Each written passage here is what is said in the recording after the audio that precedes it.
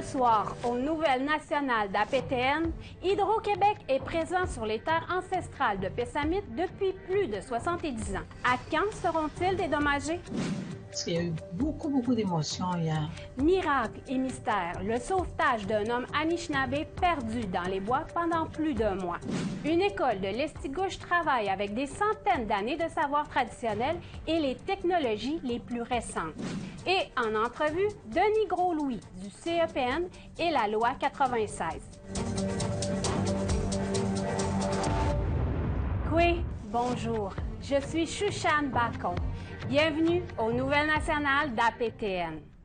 C'est parti, nous sommes officiellement en période électorale au Québec. Le 28 août, ça commence pour vrai. La campagne électorale a été officiellement lancée dimanche et se poursuivra jusqu'au jour du vote le 3 octobre. La CAQ espère maintenir sa majorité et selon un récent sondage léger, elle remporte toujours le vote populaire. La date pour le débat en français n'a pas encore été fixée. Hydro-Québec est présent sur les terres ancestrales de Pessamit depuis plus de 70 ans. Mais les Inuits de Pessamit verraient-ils jamais de compensation pour leur mode de vie perdu? Nous avons demandé directement à Hydro-Québec pour la deuxième partie de notre série sur leur relation avec les Pessamionautes. On va commencer par les chefs. Oh! Je vais aller avec la chef élue. Le 17 août dernier, Pessamit a élu son nouveau chef pour les 2 prochaines années. Marielle Vachon, ayant 20 ans d'expérience au conseil de bande comme conseillère. Voici sa vision envers Hydro-Québec. Une bataille continuelle qu'on va devoir mener et ne pas les lâcher de pouce après qu'on les aura rencontrés. Même si c'est à plusieurs reprises, on va sûrement arriver à des arrangements. Même si je vais devant la Cour, ça ne sera pas un problème parce que je veux défendre nos droits ici. Pour la présidente directrice générale d'Hydro-Québec, Sophie Brochu, la façon de faire avec les Autochtones a changé au fil des années. C'est pour vous qu'on fait ça, c'est avec vous qu'on va le faire. Brochu affirme qu'elle ne connaissait rien des réalités autochtones au Québec.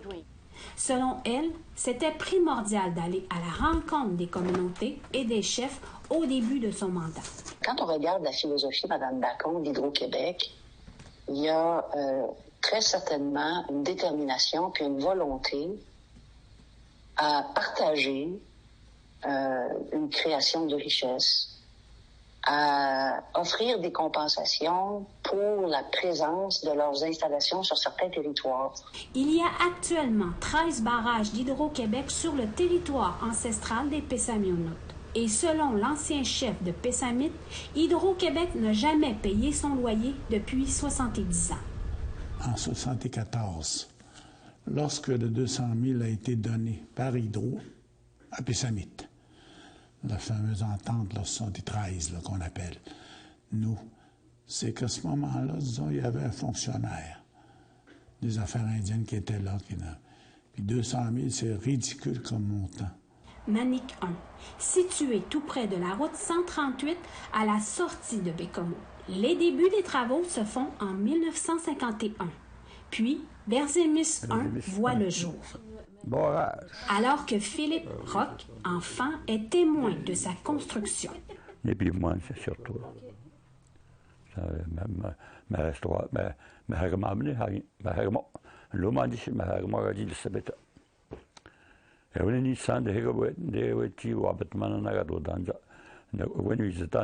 partir de 52 jusqu'en 54, de d'attendre, pas loin où il y a dans les barrages.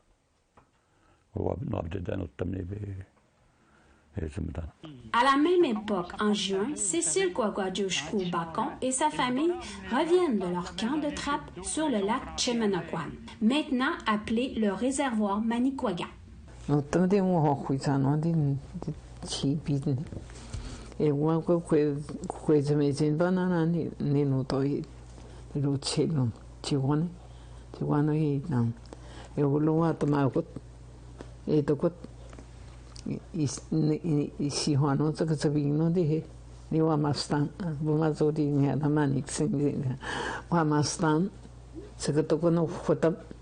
isihuan uni itatopstauni no chelo. Pasirigni irana matavana.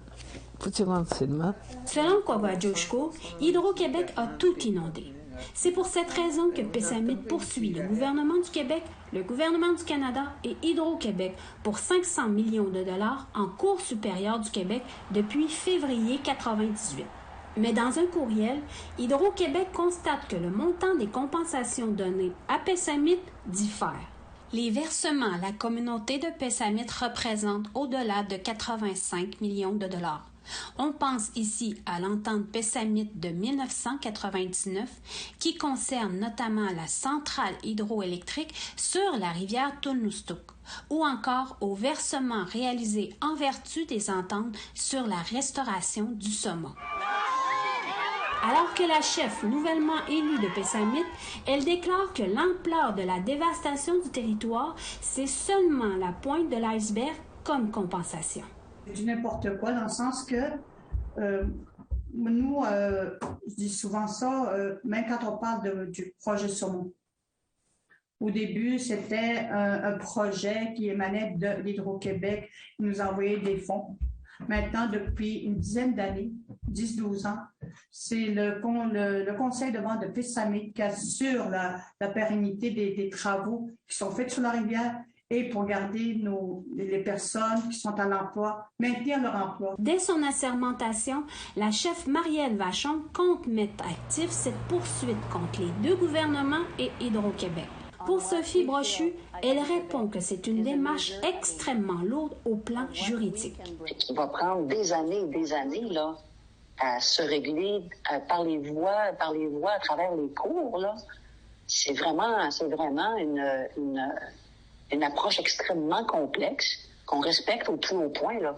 Chouchane Bacon, Nouvelle nationale d'APTN, Pessamit. Voici une histoire qui pourrait aussi bien être qualifiée de miracle que de mystère. Le sauvetage d'un homme Anishinaabe perdu dans les bois pendant plus d'un mois. Voici Lindsay Richardson avec les détails. Percy Pukachish a 26 ans, mais sur cette première photo prise avoir passé un mois perdu dans les bois de l'ouest de Québec, il a l'air beaucoup plus vieux. Un ambulancier lui soutient d'un bras, pendant qu'un agent de la police provinciale soutient l'autre. Selon la Sûreté du Québec, Pukachish a été porté disparu à la fin du mois de juillet et a été retrouvé relativement sain et sauf mardi soir dernier. Un groupe d'adolescents qui marchaient au bord de l'eau à Lac-Simon, la communauté natale de Pukachish, a entendu des cris provenant de l'autre rive. La police a été appelée et l'homme a été retrouvé 15 minutes plus tard. Parce qu'il y a eu beaucoup d'émotions hier. Les gens ont pleuré parce que c'est comme... Non, ils ont pleuré de joie. Ils ont pleuré de joie, ils ont pleuré aussi de... C'est comme... Tu le trouves, Percy, puis c'est pas le même, là, tu sais. C'est vraiment... Il y a beaucoup maigri. Avec l'aide d'au moins 2 autres communautés basées dans la réserve faunique La Vérandrée, des recherches ont rapidement été entamées. Pendant que la Sûreté du Québec effectuait des survols aériens en hélicoptère et des recherches au sol à l'aide de chiens. Mais Adrienne Gérôme dit qu'en fin de compte, ils ont effectué les recherches du mauvais côté du lac. C'est là la question. Aujourd'hui, un matin, plusieurs nous demandent « Ça se fait que t'es à l'autre bord du lac, t'y as-tu nagé? Es-tu allé en canot? Y-tu chaviré en canot? Parce qu'on ne le sait pas, là. Pukachish a reçu son congé de l'hôpital et a été interviewé par la SQ. Les détails de sa disparition ne sont toujours pas clairs. Malgré les défis rencontrés le mois dernier, Jérôme parle d'un réel moment de fierté pour la communauté de Lac-Simon. Parce que cette communauté Anishinaabe est située près des forêts denses, ses enfants apprennent à se nourrir et à subsister de leur plus jeune âge, ce qui peut avoir contribué à la survie de Pukachish. Ce qu'on enseigne à nos enfants dans le primaire, au secondaire, ça aide nos enfants, ça. Lindsay Richardson, Nouvelle nationale d'APTN, Montréal. Au retour, la transmission de connaissances, des savoirs ancestraux et des nouvelles technologies à l'Estigouche. Restez là.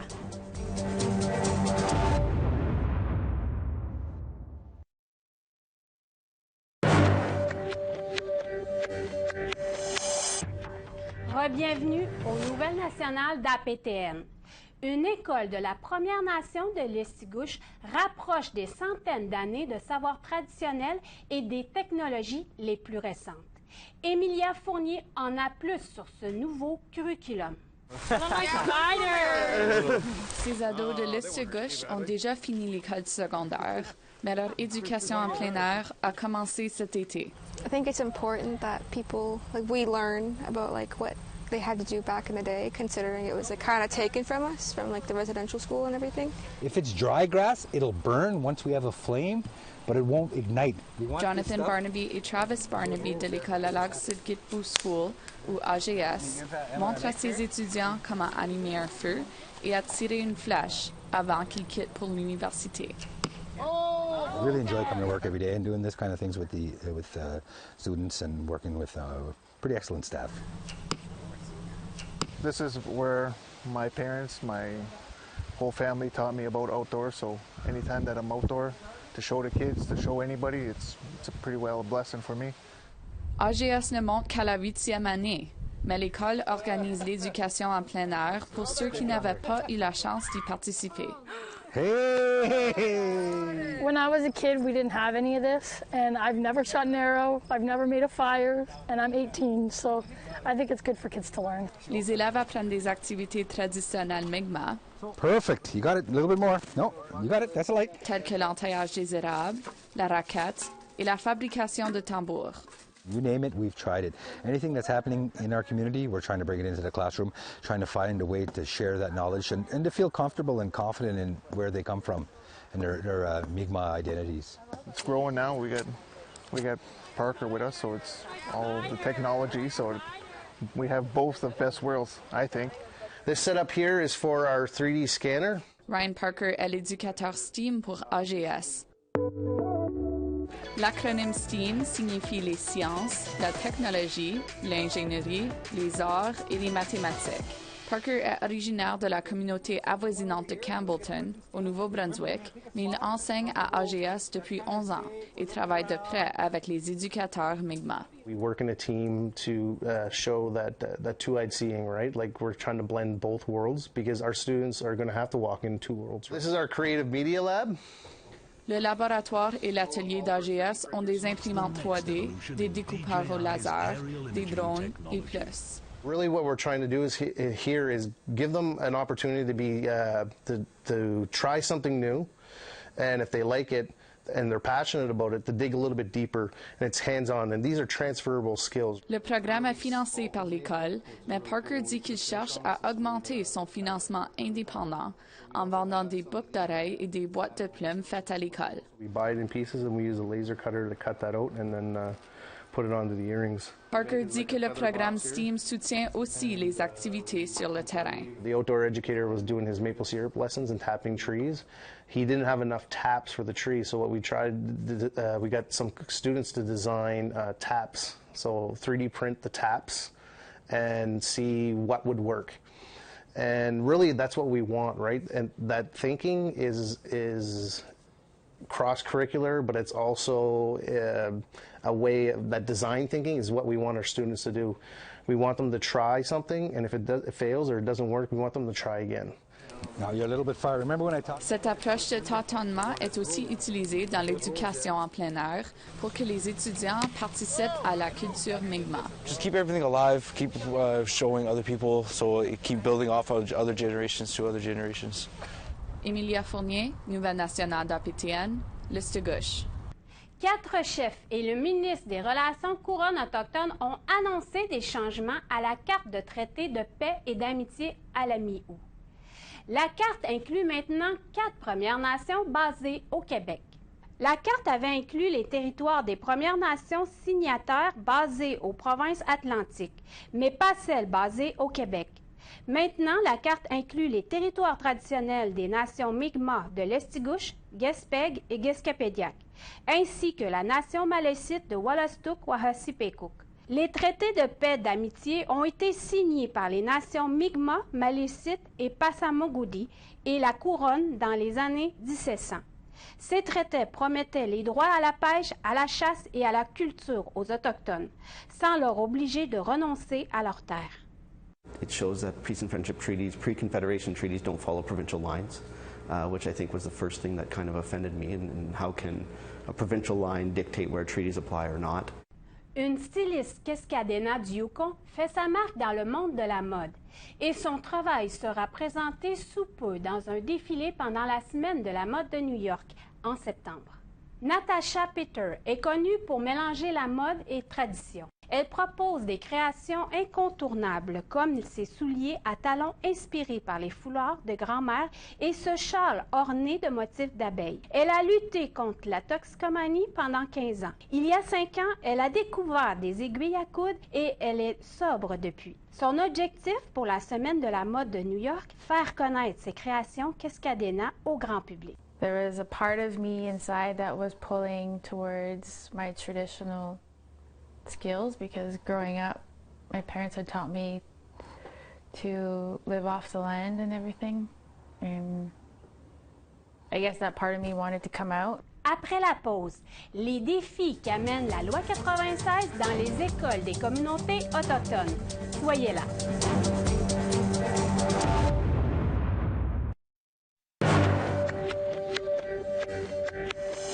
Re-bienvenue aux Nouvelles nationales d'APTN.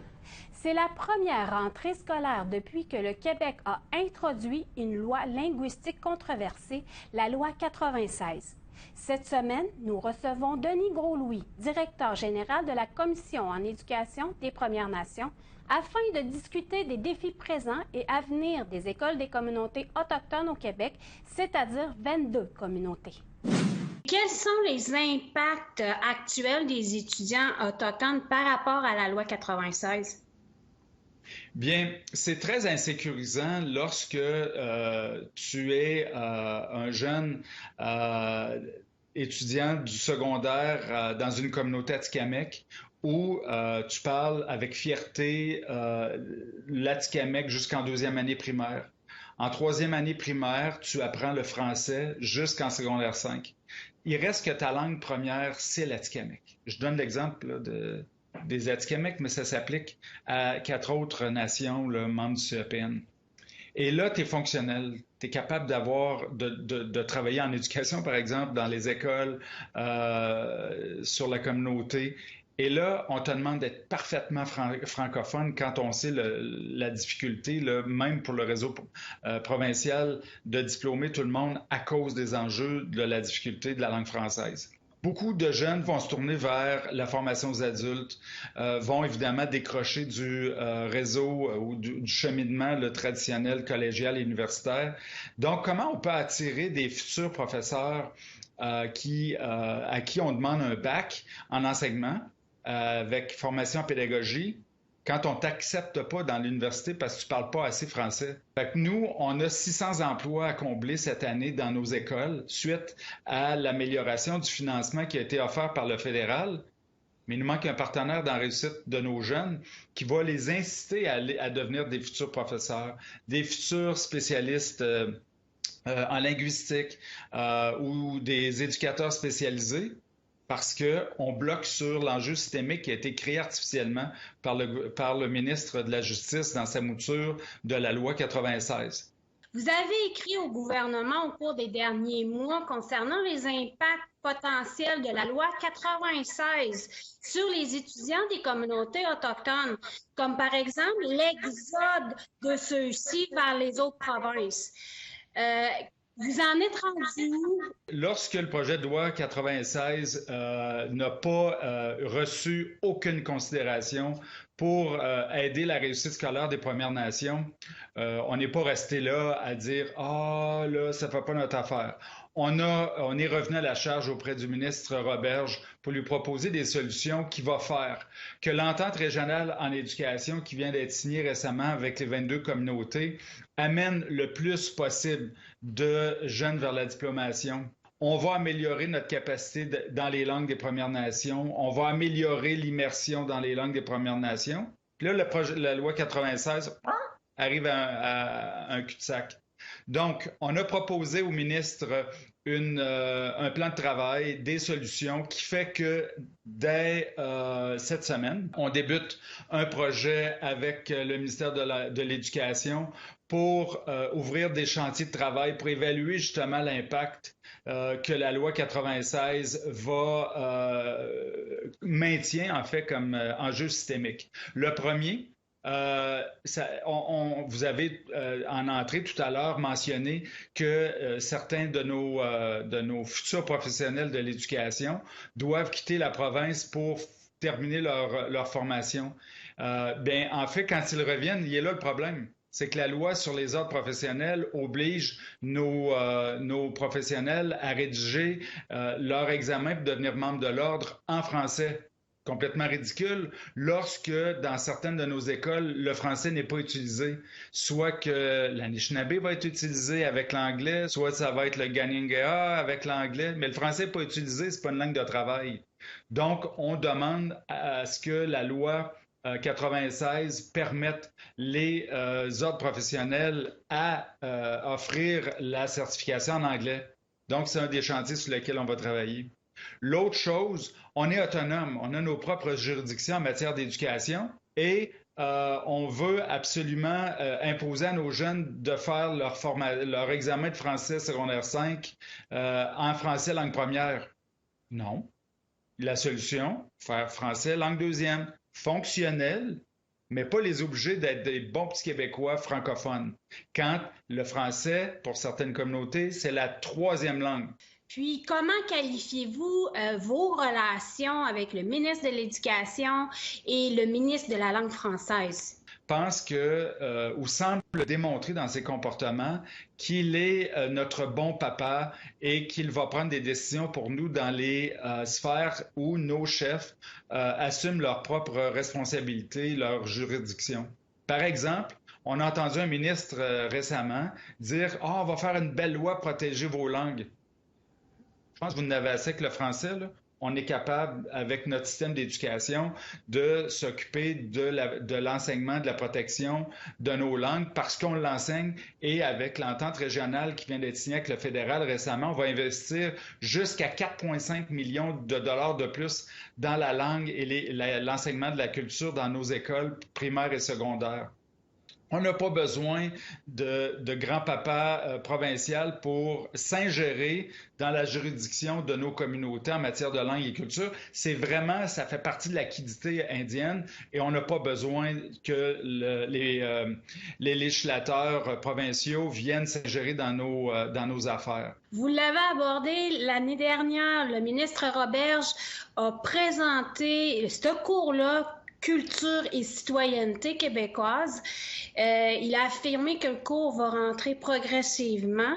Cette année, à la rentrée scolaire de 2022, ce cours-là va rentrer sur base volontaire. Vous, au CEPN, est-ce que les communautés autochtones, les écoles qui sont dans les communautés autochtones vont adhérer à ce cours-là cette année? Au niveau du contenu, on a travaillé là-dessus. J'ai pas les données avec moi parce que l'école redébute là. Lesquelles des communautés vont faire partie du projet pilote? Je serais tenté de vous dire qu'il y en a une, mais je peux pas le confirmer, ce sera à vérifier. Tiawank, Denis Gros-Louis. C'est ce qui conclut le bulletin de nouvelles nationales d'APTN. Je suis Chouchane Bacon. Merci beaucoup d'avoir été des nôtres. Prenez soin de vous et à la semaine prochaine. Yamé Winter.